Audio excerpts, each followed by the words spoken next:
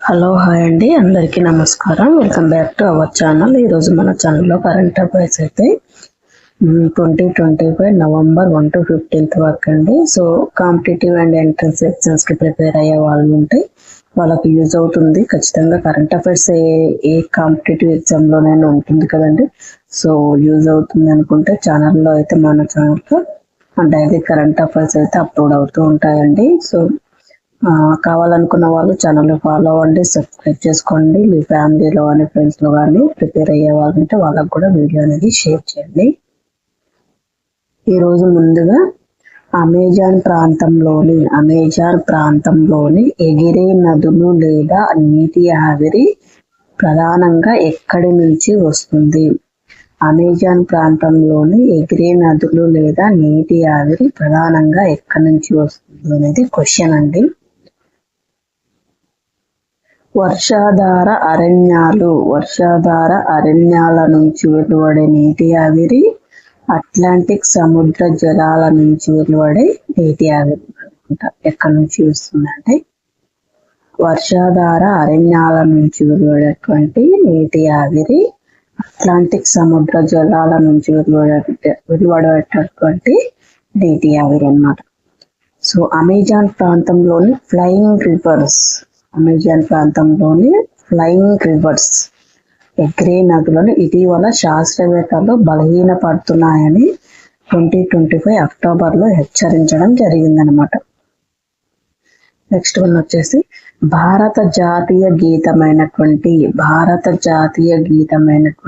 వందే మాతరంను రచించి 150 ఏళ్లు ముగిసిన సందర్భంగా దేశవ్యాప్తంగా ఉత్సవాలు జరపాలని ఇటీవల కేంద్ర కేబినెట్ ప్రకటన చేయడం జరిగింది. అయితే దీన్ని కూర్చిన వారు ఎవరు?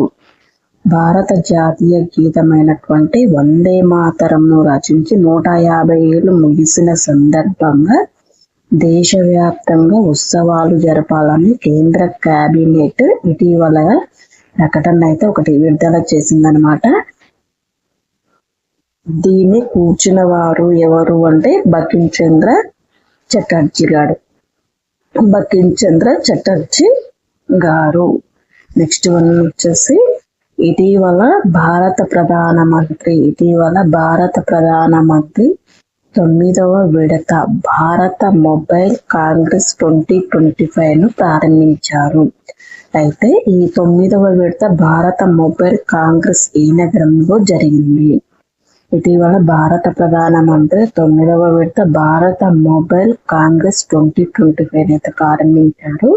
ఇది ఏ నగరంలో జరిగింది అంటే ఢిల్లీలో జరిగిందనమాట. ఈ సదస్సు ఆసియాలోనే అతిపెద్ద టెలికాం మీడియా సాంకేతికతల వేదికగా పేర్కొంది.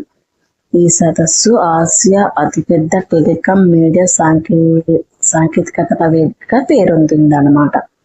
నెక్స్ట్ వన్ వచ్చేసి ఇటీవల విదేశీ కరెన్సీ సెటిల్మెంట్ వ్యవస్థను ప్రారంభించినటువంటి అంతర్జాతీయ ఆర్థిక సేవల కేంద్రం.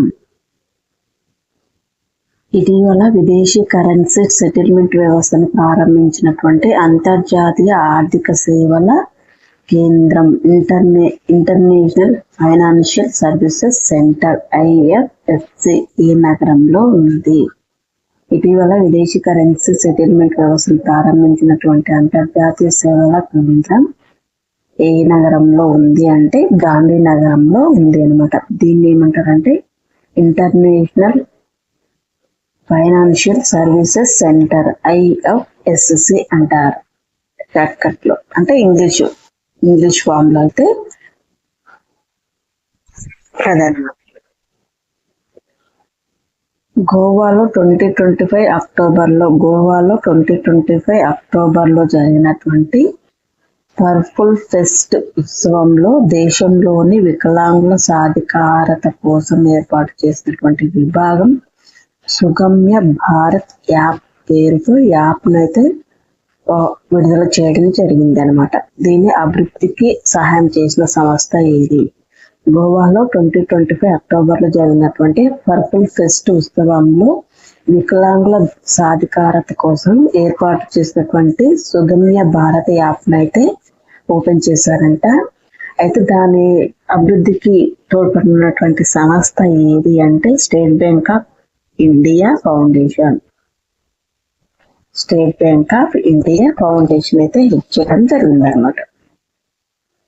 నెక్స్ట్ వన్ వచ్చేసి ఇటీవల రష్యా సమాఖ్యలో వైద్య జీవశాస్త్ర agency, federal medical and biological agency అన్నమాట, ఎంటిరోమిక్స్ క్యాన్సర్ వ్యాక్సిన్ క్లినికల్ గా వాడడానికి సిద్ధంగా ఉందని ప్రకటించింది. అయితే ఈ వ్యాక్సిన్ ప్రత్యేకత ఏమిటి? ఇది ఒక చాలా మందికి అయితే ఎంతో మంది పేషెంట్లు అయితే క్యాన్సర్ పేషెంట్లు అయితే ఉన్నారు కదండి.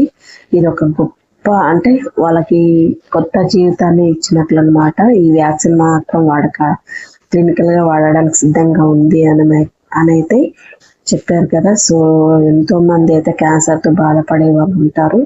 సో వాళ్ళకి ఈ వ్యాక్సిన్ రిలీజ్ అయింది అంటే వాళ్ళకి పునర్జన్మను ప్రసాదించినట్లే. సో ఇటీవల రష్యా సమాఖ్యలో వైద్య జీవశాస్త్ర agency, federal medical and biological agency Enteromix cancer vaccine Enteromix cancer vaccine clinical గా వాడడానికి అయితే సిద్ధంగా ఉందని అయితే ప్రకటించడం జరిగింది.